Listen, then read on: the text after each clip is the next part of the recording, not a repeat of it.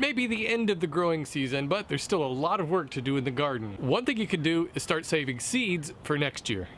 Hello friends, I'm Kristopher from the Midwest Man Mountain channel. Welcome to my garden.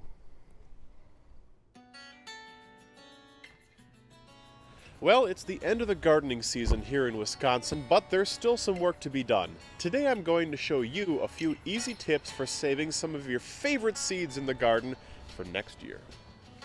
I love radishes, don't you? I think they're one of the tastiest things you can have in a salad at the end of spring, beginning of summer, fresh from your garden. Not only are they an attractive color, but they have beautiful little flowers that, when they close up, form really interesting seed packets. Let's take a look. For all intents and purposes, I really neglected my radishes this year. To begin with, I planted them in soil that was just too dense for them to grow like I wanted, as quickly as I wanted. But the ones that did grow, although the fruit wasn't that tasty, the flowers were gorgeous and the seeds were abundant. Here's an example of seeds who have dried for a long time. You can see they're nice and brown, and if I shake them, they sound like a rattlesnake. Whereas these are still pretty green and rubbery and vibrant. Either will work.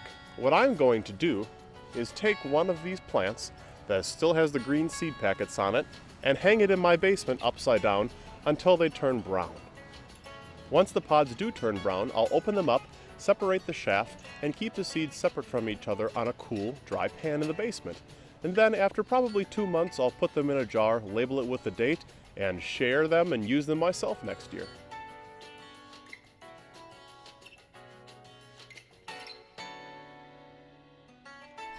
My cucumbers might have been gone a long time from these vines on this trellis, but I did save one to show you how I save seeds for next year. Welcome to the Midwest Man Mountain's kitchen. I look strange without my hat, don't I? I don't do a lot of cooking videos, but I think seed saving is a good enough reason to bring you inside the kitchen.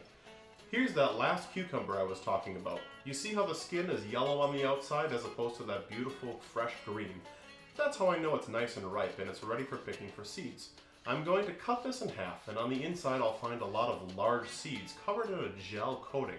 What I'm going to do is take those seeds, scoop them out, and put them into a little jar of water and let them sit for 2 or 3 days.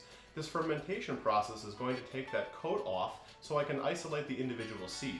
Now, you don't have to do this method if you'd like. You can simply take the seeds and squeeze them out of their gel coating, but that can get a little messy.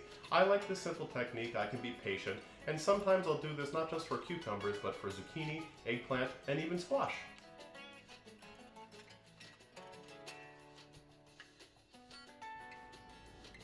We're going to leave these seeds in this water mixture for the next 2 or 3 days to let fermentation do its thing and get rid of the gel coating over the seeds.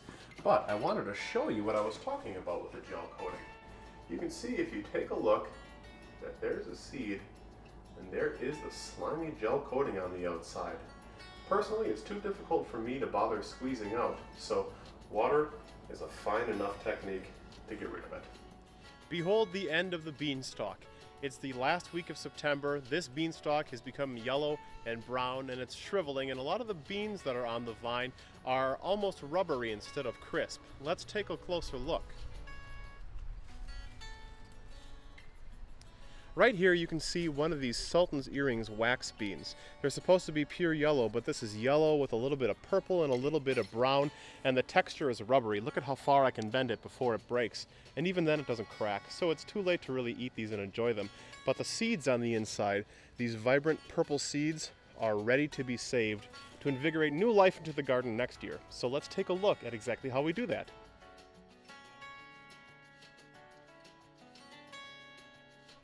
And here we go. This last harvest of beans is perfect for my seed saving purposes. I have a little bit of green, a little bit of yellow, and a little bit of purple.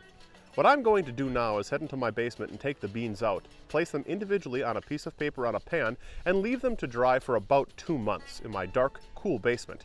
After 2 months' time, they should be a little bit darker and a little bit smaller too, up to 50%.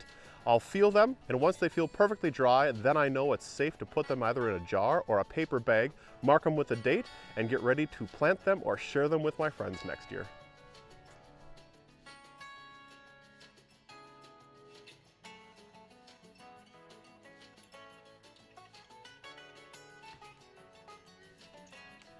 So here we have all of our bean seeds taken out of their shell. And you can see that some of them are still pretty fresh and moist, and some of them are dry already. The best example is probably with the wax beans here. Let's call this start, middle, and finish, if you were. This one is ready to be put in a brown paper bag or in a jar and dated and sealed away, but these two still need to be dried. On the inside of this very crusty wax bean, we can see that we have some purple shells with yellow spots, and listen to them. It's almost like dropping a marble. These ones are dry and ready to be saved. I hope you enjoyed these few tips to get you started on seed saving. There is so much information out there on seed saving that we've included a link in the description below to a list that I like to use personally as a reference from seedsavers.org. Be sure to check it out if you're considering saving seeds of your own. Thanks for taking the time to watch this video. While you're here, be sure to subscribe to Home and Garden for Mere Mortals. There's a lot of excellent content from many different creators on a whole bunch of different topics. And then head on over to my page, the Midwest Man Mountain Home and Garden DIY channel, where I do a vlog, a workshop DIY, and a garden video every single week. Hope to see you next time. Bye! Hey, I'm Hyla from Hyla Cooking, and today on Home and Garden for Mere Mortals, I am going to show you 3 ways to preserve fresh herbs. Preserve the herbs, that's going to be my new bumper sticker. Okay, the first way is drying. Drying herbs works pretty well for most herbs. I'm going to demonstrate with some basil.